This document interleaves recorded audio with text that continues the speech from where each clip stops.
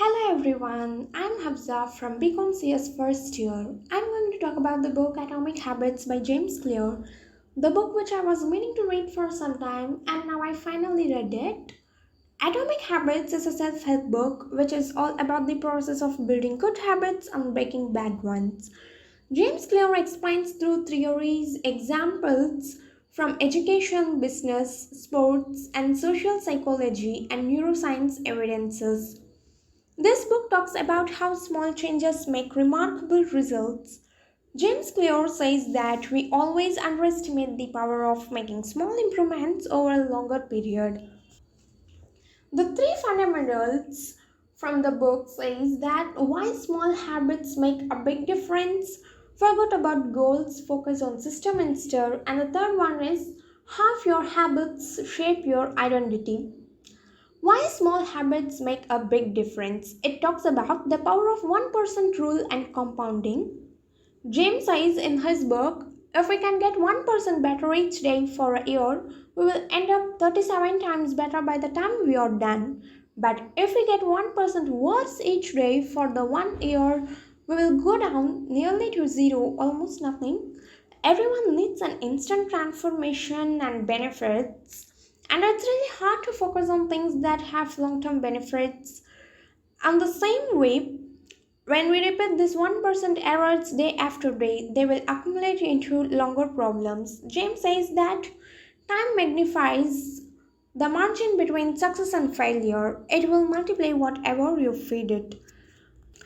One of the key points from the book is good habits make time your ally and bad habits make time your enemy. And the another key point from the book, The Plateau of Latent Potential, explains that we often expect progress to be linear, but the compounding process is that the results of our efforts are not often delayed. This can lead to disappointment where people feel discouraged after putting in weeks or months of hard work without experiencing any results. But the work was not wasted, it was simply being stored. It does take time to build a habit to allow the compound interest, self improvement to give us the value of previous efforts and amazing results over time.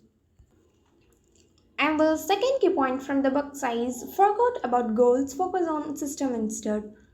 James says that a handful of problems arise when you spend too much time thinking about your goals and not enough time thinking about to design your systems. James explained the four main problems with goal setting are firstly, winners and losers have the same goals.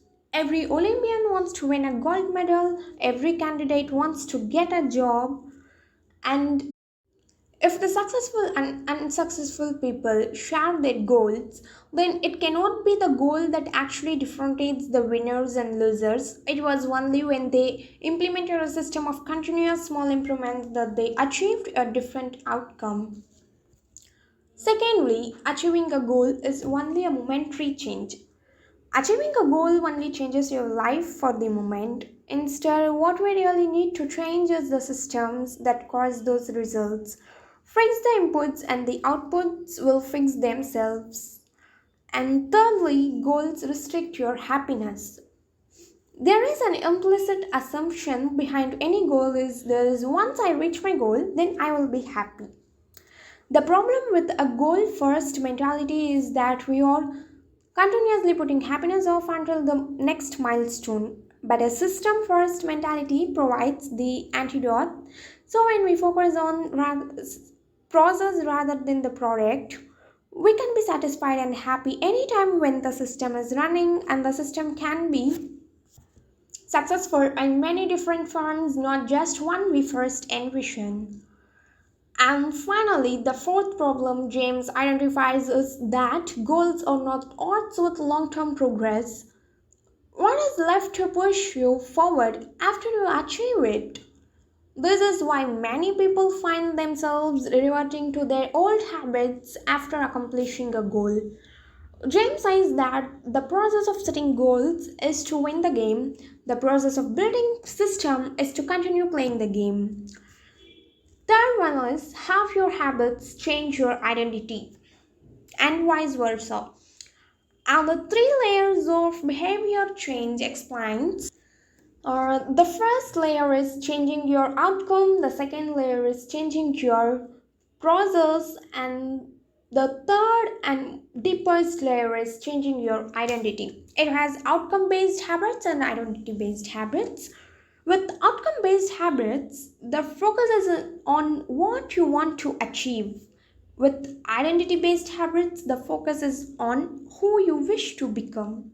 For example, the goal is not to read a book, the goal is to become a reader. How to build habits in 4 simple steps. It explains that about a cue, carving, reward, and response.